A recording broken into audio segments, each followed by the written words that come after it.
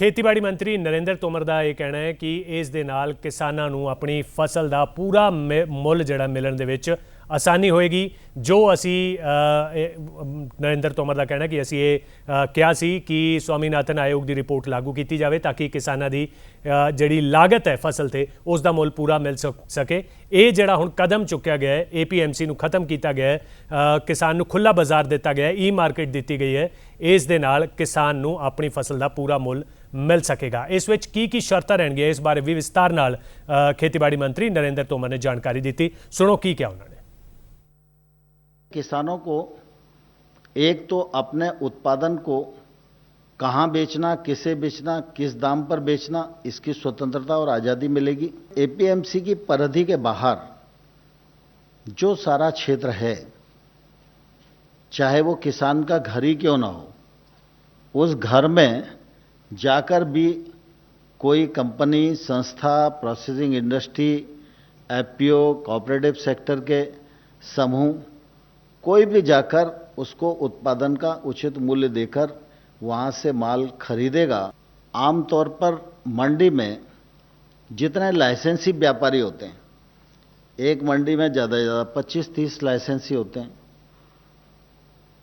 जब ये खुलाव आ जाएगा तो इसमें कीमतों की प्रतिस्पर्धा में 30 की जगह 300 लोग आएंगे और जितनी प्रतिस्पर्धा बढ़ेगी वह निश्चित रूप से किसान के लिए फायदेमंद होगी।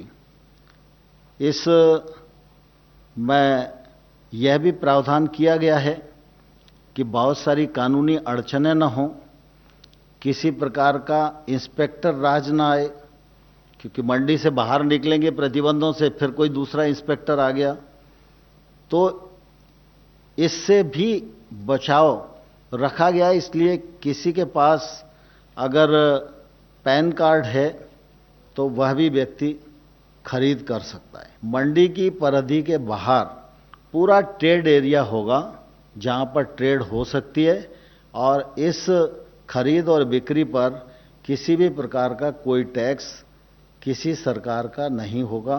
यदि ट्रेडर और किसान के बीच में कोई विवाद की स्थिति बनती है, सामान्य तौर पर हम लोगों ने ये प्रावधान किया है कि किसान को हाल के हाल पेमेंट किया जाएगा, लेकिन अगर किसी स्थान पर प्रक्रिया में कोई देर लगने वाली है, जैसे मान लो उसने चेक दिया और आज शुक्रवार का दिन है तो शनिवार और रविवार बैंक बंद रहेगी तो उसका पेमेंट सोमवार को ही मिलेगा, तो ऐसी परिस्थिति हमने कहा है कि तत्काल अथवा 3 दिन, और 3 दिन में उसको भुगतान करना ही होगा। यदि कोई विवाद की स्थिति बाय द वे बनेगी तो ऐसी स्थिति में हम लोगों ने इसको न्यायालय से बाहर रखा है। पहली जो शिकायत है वो SDM के पास जाएगी। SDM सुलह कराने के लिए कुछ लोगों को नियुक्त करेगा। अगर सुलह नहीं होगी तो SDM सुनवाई करेगा, 30 दिन के भीतर उसे निर्णय करना पड़ेगा, और अगर SDM के निर्णय से संतोष नहीं है तो कलेक्टर के पास अपील हो सकेगी और कलेक्टर उसमें सुनवाई करेगा और निर्णय देगा।